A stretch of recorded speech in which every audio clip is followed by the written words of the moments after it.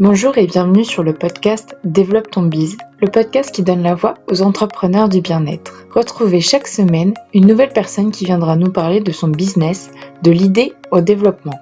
Je vous laisse maintenant avec notre conversation. Bonjour Sarah, merci d'avoir répondu à l'appel. Je suis très contente de t'accueillir sur mon podcast. Dans un premier temps, est-ce que tu pourrais te présenter de la manière dont tu souhaites? Alors, bonjour également. Merci de m'avoir invitée sur ce podcast. Je suis très honorée et surprise du coup de cette invitation. Donc voilà, c'est une grande première pour moi. Je m'appelle Sarah, je suis entrepreneur depuis 1 an maintenant, mais basée vraiment sur de la freelance pour le moment. Et actuellement, je suis en train de créer du coup mon projet entrepreneuriat. Donc là, c'est mon petit bébé, c'est mon projet à moi que je tourne à côté de ma freelance en attendant. Est-ce que tu pourrais nous expliquer à quoi ça correspond, ton parcours, comment t'en es arrivé là, quels sont tes différents projets? Ok, alors comment j'en suis arrivée là? J'ai eu quelques expériences professionnelles. Bon, j'ai 24 ans, donc je suis encore toute jeune dans le domaine, mais j'ai eu pas mal d'expériences professionnelles et le fait de travailler pour quelqu'un, c'était compliqué pour moi dans le sens où j'ai l'esprit très libre et j'aime pas trop qu'on me donne d'ordre. Voilà, enfin, je le vois comme ça. Ouais. Et j'ai pas mal voyagé aussi du coup parce que je voulais pas être, tu sais, dans les cases de la société où on te dit, bah voilà, tu fais ta licence, ton master, tu trouves un travail, t'achètes un chien, une maison, une voiture, un mari, t'as des enfants et basta. Alors ça, c'était pas du tout l'idée que je me faisais de la vie. Donc je suis partie, j'ai même un peu fuyé en fait de chez moi. Je suis partie en Asie et ça a été une révélation. Ça m'a fait énormément de bien personnellement. J'ai appris beaucoup de choses sur moi, sur le monde. Je suis rentrée beaucoup plus mature que la plupart des gens que je côtoyais en fait. Et il y avait vraiment un fossé entre tout ça. Et je me suis dit, mais en fait, je peux pas travailler pour quelqu'un. Moi, je sais que j'ai quelque chose à apporter au monde. Mais ça va peut-être prendre du temps, mais j'ai vraiment envie d'apporter ma pierre à l'édifice et de donner de ma personne, d'aider autour de moi à travers mes projets personnels et professionnels qu'à travers l'entreprise de quelqu'un. Ok. En gros, c'était ça. Donc, bon, voilà, après ces voyages, je suis quand même rentrée parce que financièrement, quand tu dépenses tout, il faut quand même rentrer. Oui. Donc, je suis rentrée, j'ai voulu voilà, être dans les cases de la société. Donc, j'ai commencé un master en marketing international.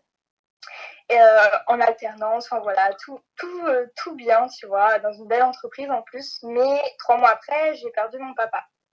Et donc, du coup, je ne pouvais pas continuer le master. Enfin, j'étais dévastée. Enfin, je ne pouvais vraiment pas, tu vois, c'était au-dessus de mes forces. Et dans cette année-là, bon, j'ai trouvé un petit taf à côté pour financièrement et puis pour m'occuper l'esprit. Mais pendant cette année-là, vraiment, personnellement, j'ai fait de la sophrologie, je me suis intéressée au développement personnel, je me suis intéressée vraiment aux énergies, à la méditation, des choses qui sont assez profonds et qui peuvent être super intimes, tu vois, surtout quand tu traverses des moments comme ça dans ta vie. Et je me suis dit, bon, allez, c'est le moment. Au début, je voulais faire un blog de voyage et être influenceuse voyage parce que j'avais pas mal voyagé.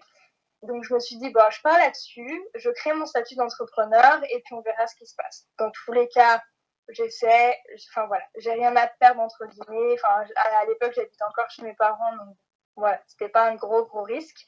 Financièrement, enfin, tu crées un truc en ligne, à part ton site internet que de devoir payer, c'est pas énorme non plus. Donc bon, voilà, je commence. Et en fait, au moment où j'ai voulu mettre en place mon projet de voyage, j'ai trouvé un taf de freelance 2 mois après. En fait, pendant que j'étais en train de créer mon blog voyage, j'ai trouvé ma cliente principale. Donc voilà, je fais de la freelance avec elle depuis août dernier et c'est du community management, création de contenu. Ça m'a apporté beaucoup parce que du coup, c'est une part de l'entrepreneuriat, mais tu travailles quand même pour quelqu'un. Mais tu as quand même la liberté où tu peux bouger n'importe où. Enfin, voilà, c'est entre tu travailles pour quelqu'un, mais tu travailles quand même pour toi. Je sais pas si tu vois ce que je veux dire. Donc du coup, c'était un super bon entre-deux. J'ai appris énormément avec elle parce que du coup, elle travaille en ligne, donc ça a été la cliente parfaite. Enfin, elle était exceptionnelle. Et tu sais, quand tu es entouré de personnes qui ont des beaux projets, qui sont vraiment entrepreneuriales, qui ont leur propre bébé et que ça fonctionne, que ça cartonne, toi, ce que tu as envie de faire, c'est de donner aussi de ta personne et te dire, bon, ok, je me pousse un petit peu. Et en fait, le projet dont je parle à tout le monde depuis des mois et des mois et des mois, j'ai envie de le sortir. Comment je fais? Et en fait, ça m'a vraiment poussé. L'expérience freelance m'a poussé à me dire, ok, maintenant, j'ai pas d'excuses en fait. Il faut que j'y aille et j'ai envie de contribuer aussi. J'ai envie de contribuer à quelque chose de plus grand que moi. J'ai envie de donner de ma personne et d'aider vraiment le plus grand nombre. Donc pendant que je suis toujours en freelance, à côté de ça, je travaille du coup sur mes projets professionnels pour le coup. J'essaie de balancer les deux, mais inconsciemment, tu vois, quand tu as tes propres projets, tu prends un peu moins de temps pour ton côté freelance parce que tu vois, tu as ton propre projet qui avance aussi. Donc, du coup, tu as toujours le cœur qui bat un peu entre les deux. Et en fait, la vie est super bien faite la vie est super bien faite et rien n'arrive au hasard. J'arrête de travailler avec ma cliente au mois de septembre. Et en fait, au mois de septembre, je me dis que je n'ai plus rien. Enfin, financièrement, j'ai plus rien. Et en termes d'expérience, je sais que j'en ai emmagasiné. J'ai de quoi faire pour commencer, tu vois, en termes d'expérience. Je me dis, bon, ok, en fait, c'est le moment là. C'est le moment, en fait. Je peux pas reculer, je peux pas me dire, bon, je vais trouver une entreprise parce que c'est pas possible. Après ce que j'ai vécu en termes de voyage, en termes de liberté financière et liberté où je pouvais aller n'importe où pour travailler, je peux pas retourner travailler pour quelqu'un. Si j'avais pas le choix, je le ferais. Mais là, je sais que j'ai le choix et je me donne le choix de me dire, ok, bon, septembre, je n'ai plus rien. Il va falloir que je me pousse, mais vraiment à fond. Cette fois-ci, il n'y a pas d'excuse de se dire, c'est bon, j'ai quand même un travail, j'ai quand même une rentrée, j'ai quand même de l'argent qui rentre tous les mois, etc. Là, je vais devoir sortir de ma zone de confort. Et voilà. Et donc, du coup, là, cet été, je bosse à fond, du coup, sur les projets professionnels. J'ai commencé pendant le confinement, qui m'a fait beaucoup de bien en termes de créativité. Et j'ai créé mon podcast à ce moment-là. J'ai commencé à créer des vrais liens avec ma communauté. Et là, en fait, je suis en train de créer, donc, du coup, mon site internet qui est apparu là aujourd'hui. Je suis en train de créer le programme que je sors que je sors cet été. Enfin bref, tout ça se met en place et c'est une belle aventure. C'est compliqué, mais c'est une belle aventure. C'est compliqué dans le sens où tu es un peu toute seule derrière ton ordinateur. Oui. Et même si tu as de l'expérience, au final, faut que tu apprennes, tu fais plein d'erreurs, tu perds énormément de temps sur des choses techniques où c'est pas ton domaine. Et quand tu es entrepreneur, tu es obligé d'être bon d'être bon. De savoir gérer tous les domaines, que ce soit la logistique, que ce soit bref, plein de choses qu'on voit pas toujours en tant que client, mais qui sont assez compliquées. Et voilà, donc c'est une belle aventure. Et je pense qu'on peut parler de mission de vie. Bien sûr. Comment tu l'as trouvée et comment là tu pourrais me la définir aujourd'hui, ta mission de vie? C'est une belle question. En fait, quand j'ai commencé à voyager, tu sais, tout ce qui était énergie, ça m'attirait vachement et je savais pas poser des mots dessus et je savais pas non plus comment je pouvais m'en servir personnellement, tu vois. J'étais encore un peu... je savais pas trop ce que c'était, en fait. Tu vois, c'était assez... Voilà, c'est invisible, qu'est-ce que c'est, etc. Mais j'ai pas mal voyagé en Asie et en Asie, c'est très présent. Donc, du coup, tu te prends des vagues émotionnelles sans cesse et tu poses des questions aux locaux, etc. Donc, toi, ça a commencé à travailler, ça a travaillé, ça a travaillé. Ensuite, j'ai perdu mon papa et tout ce qui était méditation, développement personnel, bien-être, sophrologie, ça m'a sauvé la vie. Ça m'a permis d'avoir des clés pour avancer et de me booster et voir les choses positivement, etc.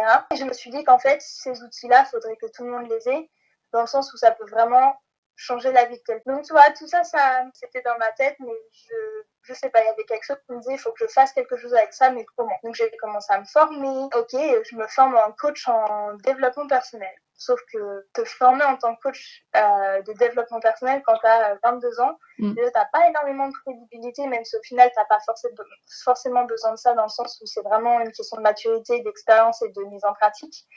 Mais bon, bref, en termes de légitimité, je me suis dit, je sais pas, c'est pas forcément ça qui me motive, tu vois. Et pendant que je travaillais du coup en freelance, c'était au mois de décembre, J'ai ma cliente qui me dit mais Sarah, ta voix elle est super apaisante et tu devrais faire quelque chose avec ça. Et je lui ai dit mais enfin moi on m'a toujours dit que j'avais une voix de bébé, que c'était pas forcément agréable de m'écouter. Des fois quand je parle, les gens en fait ils détournent l'attention parce qu'en fait c'est pas une voix tu vois qui va les garder en éveil, etc. Elle me dit mais tu peux faire quelque chose avec, t'as juste à creuser un petit peu, creuse et tu verras. Je laisse ça aussi en suspens. Et peut-être 2 jours après, je vois en ligne une formation de coach en méditation. Ah ouais, ok, bon, ça m'appelle. Donc j'ai payé pour cette formation et je faisais déjà de la méditation, tu vois, pas forcément au quotidien, mais c'était vraiment rentré dans mes routines. Et en fait, cette formation m'a permis de prendre conscience qu'en fait, comment je pourrais te dire ça? Moi, ma mission de vie et mon don, entre guillemets, c'est donner du bien-être à travers ma voix. Et en fait, ouais, c'est ça. C'est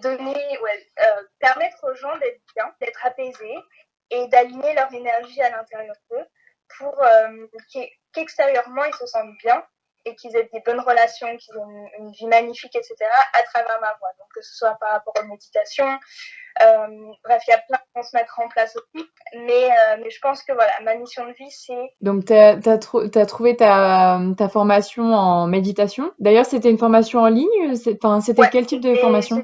C'était une formation en ligne. Après, tu sais, les formations en ligne, je trouve qu'elles sont bien pour te donner les bases. Ouais. Après, c'est aussi qu'est-ce que t'en fais en fait de cette formation. Parce que là, tu vois, je suis certifiée coach en méditation, mais pour moi, je suis pas coach en méditation dans le sens où, je sais pas, enfin, je trouve que c'est trop beau pour être vrai. Il faut vraiment pratiquer un maximum et c'est plus de l'entraînement et de la mise en pratique qu'autre chose.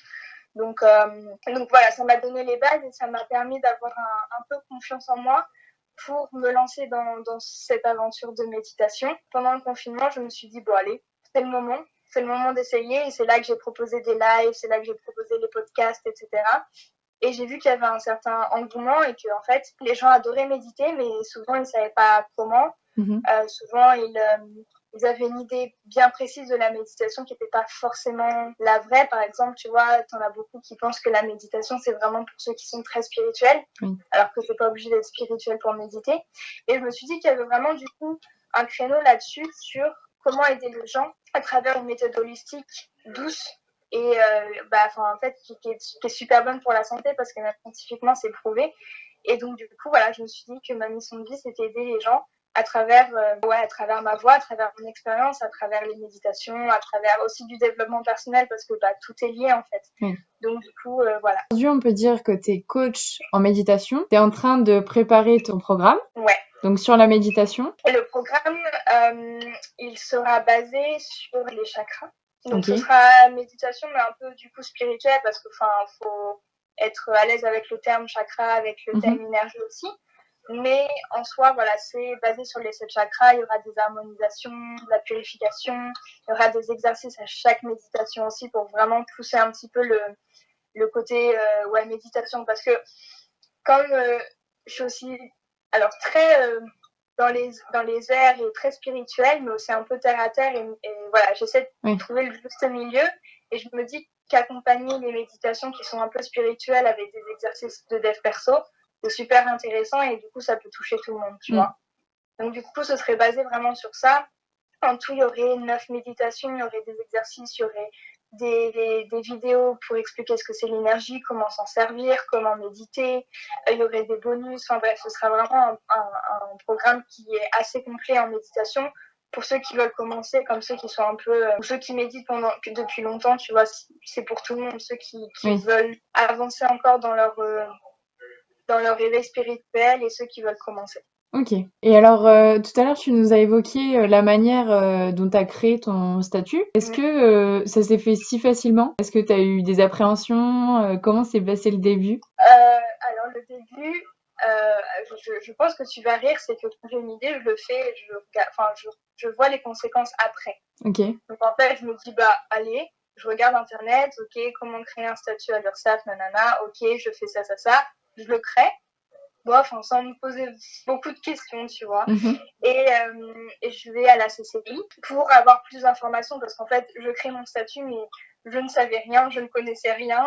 Tu vois, franchement, j'étais un petit peu perdue. Et ça, c'est mon côté très, tu sais, je veux tout de suite maintenant. Et au final, des fois, voilà, ça me joue défaut. Donc, du coup, je vais à la CCI et là, elle me dit, il faut une formation, tu sais, d'une journée pour que tu sois à l'aise avec les termes, pour que financièrement, tu vois, tu puisses aussi regarder comment ça fonctionne en termes de comptabilité, en termes de clients, etc. Bon, en plus, quand j'ai créé mon statut, pour moi, c'était blog voyage. Hein, donc, déjà, va trouver dans la liste blog voyage, c'était bref, ridicule. Donc, du coup, je vais à cette formation qui coûte, je sais pas, une centaine d'euros quand même. Et là, j'expose mon projet, du coup, à la personne et elle me dit, mais vous êtes pas du tout prête. Enfin, là, supprimez votre statut. Enfin, il vous sert à rien, quoi. Enfin, revenez quand vous avez des idées plus claires. Ok. Déjà, mon ego en a pris un petit coup quand même en me disant, j'ai un projet. Enfin, je le sais. Elle avait raison dans le sens où c'était pas construit, puis blog voyage. Enfin, voilà. C'était le début, mais ça m'a rien enfin, tu vois ce que je veux dire. C'était pas le produit final. Donc, du coup, bon, je garde quand même mon statut entrepreneur. Mais j'ai appris des choses dans le sens où, voilà, tu as quand même des choses à faire correctement. Ta comptabilité, il faut quand même que ce soit réglo. Enfin, voilà. Donc, du coup, cette formation m'a appris plein de choses que j'aurais peut-être dû apprendre avant de créer le statut pour que ce soit encore plus clair pour moi. Donc, je l'ai fait dans le sens inverse. Et ça va, je me sens plutôt bien pour le moment. J'ai pas de soucis d'URSSAF, j'ai aucun souci. Mais ça change tout le temps, en fait. En tant qu'entrepreneur, auto-entrepreneur, quand tu as ton statut, les lois, elles changent tout le temps. Oui. Il faut toujours être alerte, en fait, de ce qui se passe parce que si tu sais pas, c'est toi qui en pâtis, c'est toi qui peux payer si jamais, je sais pas, tu t'oublies ou t'as pas vu l'information passer. Donc, c'est toujours ça qui est un peu stressant, en fait. Mais ouais, ça s'est fait facilement, mais pas forcément dans le bon ordre. Ok. Tu dois choisir un code. Non, je retrouve plus. Oui, le code APE? Ouais, oui. Voilà. Bon, alors moi, le mien, il n'a rien à voir avec ce que je fais. Ok. Et en fait, si je veux changer, ça coûte, je crois, une cinquantaine d'euros. D'accord. Sauf qu'en fait, ça fonctionne pas. Il y a une copine qui l'a fait. Et en fait, on lui a mal attribué son numéro APE. Et en fait, elle a payé pour avoir le bon. Et en fait, c'est toujours pas le bon. Et donc, du coup, en fait, ça sert à rien. Donc, je me dis, bon, je le garde pour le moment. Les gens, ils regardent plus ton numéro de SIRET que ton numéro APE. Mais bon, c'est toujours, tu sais, quand tu es entrepreneur, tu as envie que tout soit parfait et que tout soit bien aligné. Donc, quand ton numéro il va pas et qu'au final, c'est écrit création de vidéos et d'audio, alors qu'en fait, tu fais de la méditation, tu te dis, mais non. Des fois, il faut lâcher prise et puis il faut dire, bon, ça, c'est pas trop grave, c'est un problème que tu peux régler plus tard. Et je veux savoir quelle est ta plus grande difficulté sur toute ton activité entrepreneuriale, le moment qui a été le plus compliqué et comment tu as réussi en fait à le surmonter? C'est une bonne question. Alors, en termes de freelance, parce que là, en tant qu'entrepreneur, je gagne pas d'argent pour le moment, vu que pour l'instant, je propose vraiment que des informations gratuites. En tant que freelance, de travailler à distance, c'est toujours challengeant, en fait, de travailler pour quelqu'un que soit tu n'as jamais vu ou soit que tu vois 3 fois dans l'année. Et voilà. Tu sais, quand tu aimes l'humain, en plus, des fois, ça peut être compliqué et ça peut être vraiment challengeant. Le fait de trouver de la Wi-Fi partout aussi. Ouais. C'est un petit problème, mais des fois, c'est très, très, très, très stressant. En fait, se remettre en question, parce qu'en fait, là, c'est toi ta propre... j'aime pas le mot patron, mais c'est toi t'es ta seule responsable, en fait. Et donc, du coup, tu te remets en question tout le temps. T'as toujours cette légitimité qui revient. Est-ce que... tu sais, quand tu fais tes premières factures, tu dis, ah non, mais c'est trop. Mais non, mais ça ne vaut pas ça. Et en fait, oui. Mais tu vois, c'est toujours ces petits challenges au début où c'est compliqué et c'est des peurs en fait que tu as et tu les passes une par une parce que t'as pas le choix et voilà. C'est vrai, plus le fait de sortir de sa zone de confort, de se remettre en question souvent et d'y aller en fait. Et de pas attendre que les choses soient parfaites pour commencer parce que sinon tu commencerais jamais rien. Ouais, bien sûr. Et en fait, se dire que c'est pas grave et que tu peux y aller. Et aussi, j'en ai fait un post d'ailleurs aujourd'hui, c'est marrant que tu me poses du coup la question. C'est vraiment un challenge personnel que j'ai dans mon entreprise, entre guillemets, c'est de faire les choses étape par étape. J'ai tendance à, comme je disais pour la création de mon statut entrepreneur, c'est d'y aller et de regarder les conséquences après, et de ne pas réfléchir et de ne pas faire les choses dans l'ordre étape par étape parce que quand j'ai envie de quelque chose, j'ai envie de l'avoir tout de suite. Et ça, c'est un terrible défaut parce que des fois, tu fais les choses mal et en fait, tu perds plus de temps à la rectifier et à avoir bien lu tout avant, tu vois, et de faire les choses étape par étape. Donc, c'est un de mes challenges en ce moment personnels que je suis en train de vivre là pour essayer de faire les choses bien. Mais voilà, principalement, sortir de sa zone de confort, les challenges que tu as au quotidien, que en fait, tu es un peu tout seul à gérer et que tu es obligé en fait. C'est vraiment c'est challengeant, c'est stressant, mais en même temps, c'est super excitant parce que c'est ça aussi le process, tu vois. Donc, faut essayer de vivre tout ça en même temps et de pas se sentir submergé par ces émotions qui peuvent arriver de nulle part. Et des fois, c'est dur à gérer et c'est aussi il faut accepter tout ça. Mais aussi savoir se donner un gros coup de pied aux fesses quand tu as besoin et pas procrastiner parce que quand tu es entrepreneur aussi c'est ça, c'est que tu peux vite procrastiner, pas faire ce dont tu dois faire, tu peux te dire c'est bon je peux le faire demain et au final continuer comme ça tu fais jamais rien et en fait financièrement là t'as pas le choix. Si tu as envie de gagner de l'argent, vivre correctement, tu es obligé de travailler et c'est flexible mais ça t'aide de t'imposer des choses et être dans l'autodiscipline en fait. Et à l'opposé, c'est quoi ton plus beau souvenir là sur tout ton parcours? Comme je te dis, j'adore voyager et c'est le fait en fait de pouvoir travailler de n'importe où et ce côté liberté. En plus, mon conjoint il travaille aussi à distance, donc on est tous les deux et pour mon anniversaire, on s'est dit allez, on va à Prague pour les vacances, mais en même temps on a travaillé tous les jours. Mais tu vois, on était à Prague, on allait dans des cafés super sympas. Ça te permet de bouger et de pas rester à un endroit en particulier. Et ça c'est cool parce que du coup tu découvres plein d'endroits, tu rencontres plein de monde qui ont les mêmes intérêts que toi. Quand tu vas dans les coworking, quand tu vas dans des cafés, tu vois les gens avec leurs ordinateurs, tu peux créer des liens en fait avec des gens qui partagent la même situation que toi et des fois ça fait du bien de se sentir soutenu par ces personnes-là aussi. Ouais, le plus gros point positif, je dirais, c'est que tu es vraiment libre de tes mouvements. À partir du moment où tu as de la Wi-Fi, c'est trop bien. Si tu devais donner 3 conseils à quelqu'un qui veut créer son entreprise, peu importe le secteur, qu'est-ce que tu donnerais comme conseil? Premier conseil, je dirais de vraiment savoir le pourquoi du comment. Pas créer quelque chose comme j'avais fait en fait, parce que du coup j'ai perdu du temps et c'était frustrant et tout ça peut te créer du stress pour pas grand-chose.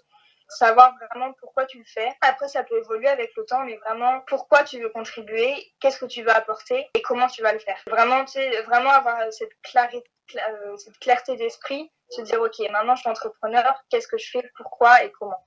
C'est pour vraiment avoir une ligne directrice parce que sinon ça part en cacahuète et tu peux vite ça peut vite partir dans tous les sens. Donc c'est vraiment le premier conseil, c'est d'avoir une idée claire de ce que tu veux faire, de ce que tu veux transmettre et comment tu veux le transmettre aussi, parce que maintenant avec tous les moyens, ça peut être en physique, ça peut être en ligne, ça peut être vraiment trouver les bases, les fondements. Le deuxième conseil, je dirais que c'est vraiment ce côté autodiscipline. Si t'as pas d'autodiscipline, tu peux vite galérer et tu peux vite abandonner aussi parce que tu fais pas le nécessaire, tu vois, et ça peut vite être décourageant si au final tu te boostes pas toi-même parce que pour beaucoup de personnes, l'entrepreneuriat c'est cool. Tu bosses 4 heures par jour et c'est fini. Mais en fait, tu bosses pas que 4 heures. Surtout dans les débuts, tu bosses pas que 4 heures par jour. C'est super fatigant, tu as énormément de choses à faire même en backstage et si t'as pas d'autodiscipline, tu traînes et ça prend beaucoup plus de temps que prévu. Et le troisième conseil, c'est vraiment de se remettre en question. De se remettre en question et de s'entourer de personnes qui partagent aussi les mêmes valeurs et les mêmes intérêts que toi et qui sont aussi entrepreneurs et qui partagent les mêmes galères et les mêmes bonheurs que toi pour avoir ce soutien que certaines personnes ne peuvent pas t'apporter parce qu'ils ne sont pas dans ta situation. Et puis aussi de partager, tu vois, c'est vraiment dans le partage et être bien entouré. Parce qu'à partir du moment où tu es entouré d'entrepreneurs, forcément, ils vont t'élever aussi parce qu'ils partagent les mêmes choses que toi.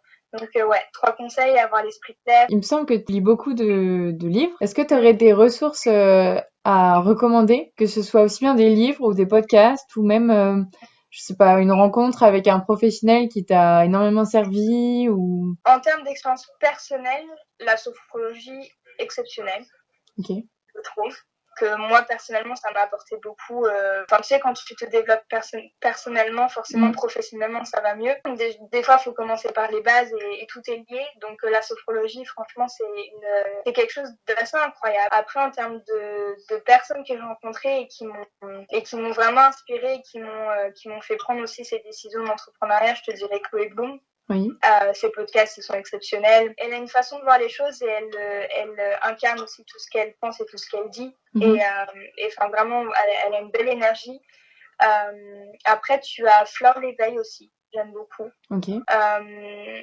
Qui elle aussi est dans l'entrepreneuriat, qui est un peu spirituelle. Enfin, du coup, j'aime bien son univers et elle donne plein de conseils aussi en tant qu'entrepreneur. Mhm. Et en termes de livres, le livre, je crois, qui m'a vraiment changé ma façon de penser, c'est de changer le monde. D'accord. Il a été écrit par plusieurs auteurs, dont, si je te dis pas de bêtises, Christophe André. Et en fait, c'est un livre c'est un peu en fait sur l'entrepreneuriat quand tu regardes, parce que si tu veux changer le monde, si tu veux contribuer à quelque chose de plus grand, si tu veux transmettre, bah faut d'abord se connaître soi, faut d'abord s'aimer, faut d'abord régler ses soucis avant de pouvoir aider. Faut vraiment se connaître soi et être bien avec soi-même.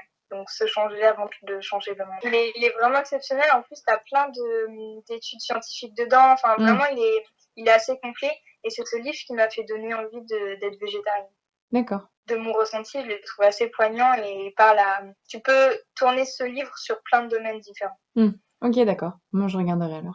Ouais.